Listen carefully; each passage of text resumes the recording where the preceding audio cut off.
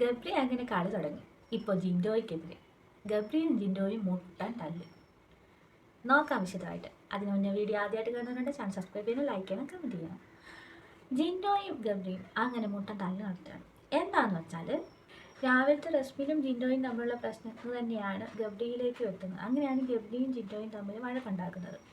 ഇവിടെ ഗബ്രി ആണെങ്കിൽ എന്തോരം കാർഡുകളാണ് ഉപയോഗിക്കുന്നത്, വുമൺ കാർഡ്, മെഡിക്കൽ കാർഡ്, എനിക്ക് വേണ്ട.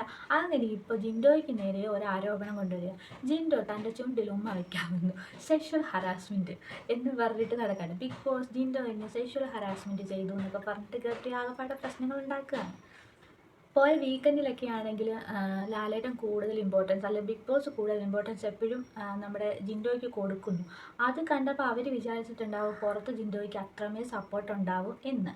അതുകൊണ്ട് ജിൻഡോയെ ഇങ്ങനെ പ്ലാൻ ചെയ്ത് നോട്ട് ഇട്ടിട്ടിരിക്കുകയാണ്. പക്ഷേ റോക്കി ഉണ്ടായിരുന്നുകൊണ്ട് റോക്കിയുടെ നേരെയാണ് ഗബ്രിയുടെ കളികളും പ്രൊവോക്കേഷനും ഒക്കെ കൂടുതൽ പോയിക്കൊണ്ടിരുന്നത്. ഇപ്പോൾ ഇവിടെ വേറെ ആരുമില്ല, ജിൻഡോ മാത്രമേ ഉള്ളൂ. അപ്പോൾ കൂടുതൽ പ്രൊവോക്കേഷനും വഴക്കും ജിൻഡോയുമായിട്ടായി.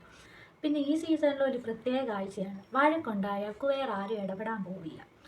പഴയ നമ്മുടെ സീസണിലൊക്കെ ആണെങ്കിൽ രണ്ട് പേര് തമ്മിൽ വഴക്കുണ്ടാക്കിയാൽ ബാക്കിയുള്ള ആൾക്കാരെല്ലാവരും ഹൗസ് മേറ്റ്സ് ഒക്കെ വന്നിട്ട് അവരെ ഒന്ന് തടയാൻ ശ്രമിക്കും, അല്ലെങ്കിൽ ഒന്ന് കാമാക്കാനൊക്കെ നോക്കും. പക്ഷേ ഈ ഒരു സീസണിൽ അങ്ങനെ ഒരു കാര്യമില്ല. എത്ര വഴക്കുണ്ടാക്കി ക്യാപ്റ്റൻ പോലും അനങ്ങത്തില്ല.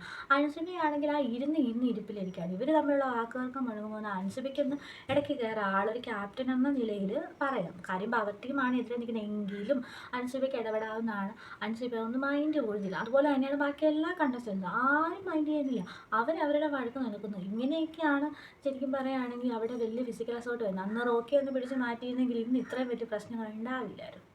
ഏതായാലും ഹൗസ് മേറ്റ്സ് ആരും ഇടപെടുന്നില്ല എന്ന് കണ്ടതുകൊണ്ടായിരിക്കും ബിഗ് ബോസ് തന്നെ അപ്പം എല്ലാവരെയും ലിവിങ് റൂമിൽ വിളിച്ചു. അതുകൊണ്ട് ആ ഒരു വഴക്ക് അവിടെ നിന്നു. ബിഗ് ബോസ് തന്നെ ഇടപെട്ട് എല്ലാവരെയും ലിവിങ് റൂമിലേക്ക് വിളിച്ചു. അപ്പോൾ ഗബ്രിയും ജിൻഡോയും ഒന്ന് അടങ്ങി അവർ ലിവിങ് റൂമിൽ വന്നിരുന്നു. അതിനുശേഷം ഹൻസിബയോട് നമ്മൾ കൺഫെഷൻ റൂമിലേക്ക് ചെല്ലാൻ പറഞ്ഞിരിക്കുകയാണ്.